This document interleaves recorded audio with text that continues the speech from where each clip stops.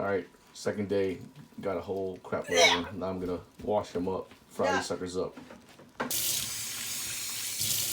Rinse them off in some water, getting ready for cooking. Oh yeah. Look at them suckers, they do really, really good.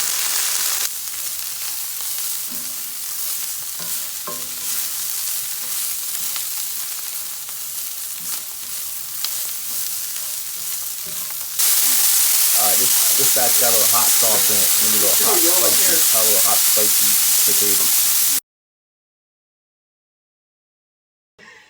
Okay. Round two. Got some regular garlic and sea salt. Got some hot sauce. Cicadas that we just picked out of the front yard. Here we go. You ready? That was regular, still good. Tastes like shrimp. These are the hot sauce ones. Good. Bomb. So good. You know, Dude, that's good. Hold it up so you